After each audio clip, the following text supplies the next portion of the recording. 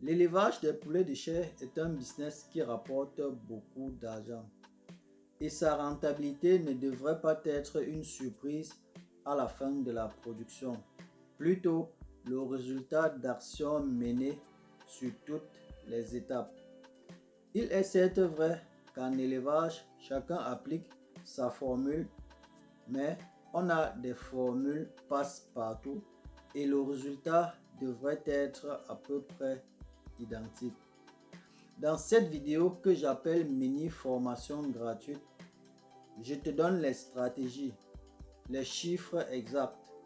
Je partage également mes chiffres avec toi.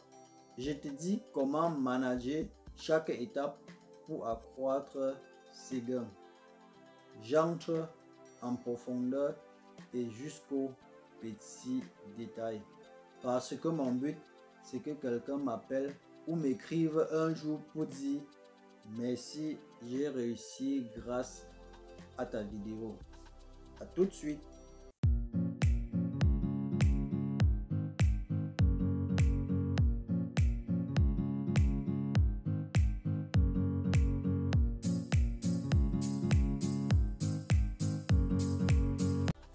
Salut, j'espère que tu vas bien. Moi, c'est Vitris Tafokam. Ici, on parle de ton développement et celui de ton peuple. Si tu es nouveau, abonne-toi sur la chaîne. Active aussi la cloche de notification pour les prochaines vidéos. Et comme je disais à l'introduction, dans cette mini formation, je parlerai de toutes les étapes de production et comment accroître ses gains. Les informations et les formules que je partage avec toi, on donne normalement pendant des formations payantes. C'est le résultat de mes recherches. Donc, ouvre ton cahier pour prendre des notes. Le premier point, c'est l'achat des poussins. Pour une formation complète, je devrais commencer par l'acquisition de l'espace et du bâtiment. Ces deux points seront traités dans une vidéo spéciale. J'y reviendrai. Comme je disais, l'achat des poussins constitue un point très important et qui influence directement les gains. L'achat des poussins est un point très important dans la décision de lancer une bande de poulets, fût-il chair ou pondeuse. Mais aujourd'hui, on parle uniquement des poulets de chair. Le prix du poussin détermine aussi la marge de rentabilité que tu feras à la fin. Ça varie généralement entre 450 et 600 francs. Je parle bien évidemment des poussins d'un jour. On a des périodes où le poussin d'un jour se vend à 650 voire 700 francs par tête. Et s'il fallait acheter les poussins à ce prix, il va falloir connaître le prix du kilo de maïs et du soja sur le marché pendant cette même période. Et généralement, les prix du poussin varient selon l'évolution des prix des céréales sur le marché. Et c'est logique car les pondeuses sont nourries par les mêmes aliments que tu vas donner aux poussins. D'ailleurs, une petite différence de 50 francs sur le prix du poussin à l'achat aura un grand effet sur les bénéfices. Pour 2000 sujets, ça fait 100 000 francs. Voilà déjà 2 à 3% de ton investissement qui va directement dans les gains. Seulement à l'achat, tu as déjà 2 à 3% de rentabilité par rapport à ton concurrent. On a aussi le cas où on ne veut pas laisser la ferme vide et en même temps continuer à satisfaire ses clients de tous les jours.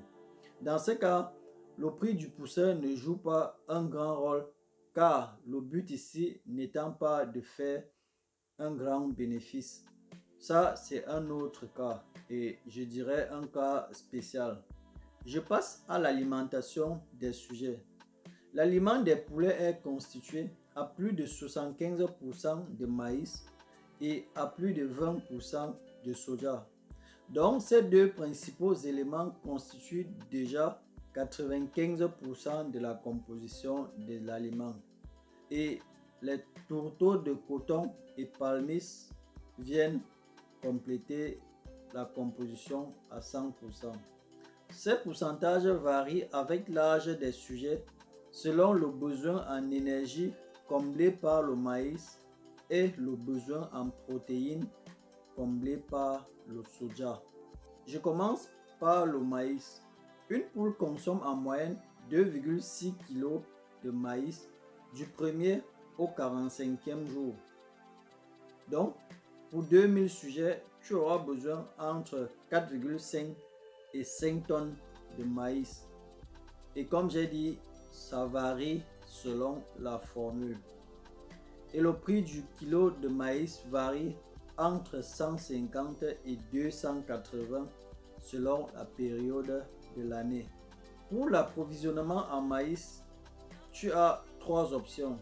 La première et la plus mauvaise, c'est acheter chaque tonne de maïs quand le besoin se présente.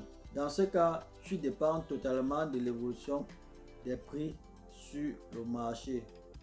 La deuxième option, déjà pas mauvaise, c'est stocker une bonne quantité de maïs que tu vas utiliser pendant une période, voire jusqu'à la prochaine récolte. En effet, tu achètes ton maïs juste après les récoltes quand le prix du kilo est très bas. Déjà sur la variation du prix du kilo sur toute l'année, tu vois une grande marge de 150 à 280 francs. Tu stockes ton maïs à 150 francs et quelqu'un d'autre achète le kilo de maïs à 250 francs pour nourrir ses sujets, tu vois déjà une grande différence. Et la dernière et meilleure option, c'est produire soi-même la quantité de maïs dont on a besoin sur toute l'année. Du moins, produire une très bonne quantité et compléter avec la deuxième option qui est le stockage si l'espace n'est pas suffisant pour produire assez de maïs. En ce qui concerne le soja, une poule consomme entre 0,8 et 1,2 kg du 1er au 45e jour. Le prix du kilo varie entre 315 et 400 francs. Tu auras les mêmes options qu'avec le maïs. Dépendre de l'évolution du marché, stocker le soja pendant la bonne période ou bien cultiver soi-même la quantité de soja qu'on a besoin sur toute l'année. Parlons de la vente. Une bonne vente influence naturellement les gains. Ce que tu dois savoir, c'est que quand on dit 45 jours, c'est le temps maximal que les sujets devraient passer dans ta ferme. L'idéal serait qu'à 45 jours, ta ferme soit vide. Tu ne devrais pas attendre 45 jours avant de commencer avec la vente. Tu sais, en élevage, et je pense dans tous ces secteurs, on a toujours les sujets qui se développent plus vite par rapport aux autres. À 35 jours, tu as déjà les sujets qui font plus de 2 kg. Donc, prêt pour le marché. C'est en ce moment que la vente commence. Et au fur et à mesure, tu vas vider la ferme. Et crois-moi, ça marche. Si à 35 jours, tu libères déjà un quart de ta production, ça fait 10 jours d'aliments économisés. Et 10 jours de consommation, c'est vraiment énorme. Car plus les sujets grandissent, plus ils consomment de la nourriture. L'essentiel n'étant pas seulement de produire, mais aussi de vendre. Pour la vente, tu as plusieurs possibilités. La première, c'est vendre directement aux consommateurs. Avec cette possibilité, tu feras plus d'argent, mais tu vas perdre en temps, surtout quand tu as plusieurs sujets. La deuxième option, c'est livrer directement dans les restaurants, les hôtels, les supermarchés ou bien chez les services traiteurs pour les cérémonies. Cette option également rapporte plus d'argent, mais coûte aussi en temps. La dernière et satisfaisante option, c'est faire venir les revendeurs à la maison pour qu'ils prennent en quantité. Avec cette possibilité, tu n'auras pas les prix du marché, mais les choses iront plus vite. En 45 jours ou un peu plus, tu auras la ferme vide et prête pour la nouvelle relance. Tu as aussi 3 autres possibilités en ce qui concerne la production et la vente. La première, c'est vendre directement après le chauffage, c'est-à-dire maximum 10 jours et les sujets sont déjà en vente. La deuxième option, c'est aller jusqu'à 21 jours avant de vendre les sujets. Et la troisième option, c'est aller au-delà de 45 jours pour avoir les sujets qui font plus de 4 kg. Mais juste qu'avec la troisième option, le marché est réduit, vu son prix qui n'est pas accessible à la classe moyenne. Parlons du budget. Les chiffres que je donne ici, c'est pour l'élevage de 45 jours. Donc, si tu veux faire dans les 21 ou aller au-delà de 45 jours, les données changent. Et surtout, avant de commencer l'élevage ou bien une banque, il faut s'assurer que les moyens financiers sont disponibles. Car ce n'est pas en cours de route que tu vas chercher l'argent pour nourrir les sujets. Il est certes vrai que tu peux commencer et à un moment vendre une quantité pour continuer, mais ce n'est pas conseillé. Car une journée sans nourriture peut être fatale pour toute la bande. C'est la nourriture non-stop jusqu'à 45 jours. Pour une bande de 2000 sujets, tu dois prévoir 4 millions pour gérer du 1er au 45e jour. En effet, la formule simple, c'est 1 million pour 500 sujets. Quand ce montant est assuré, tu peux être sûr d'aller jusqu'au bout sans avoir des soucis financiers. Le taux de mortalité influence largement sur les gains. Il est certes vrai que les poussins viennent avec 2 ou 3 sujets de plus par carton. Pour une commande de 2000 sujets, tu peux te retrouver avec 2050 poussins. Tu dois tout faire pour être en dessous de 3% du taux de mortalité. Pour tes 2000 sujets, le maximum c'est 60 sujets que tu devrais perdre. Aller au-delà, c'est déjà une zone rouge. Le jour des résultats, les larmes vont couler. Heureusement qu'ici, on va plutôt jubiler. Après un bon management, on récolte toujours les bons fruits. La rentabilité va dépendre naturellement de l'option choisie.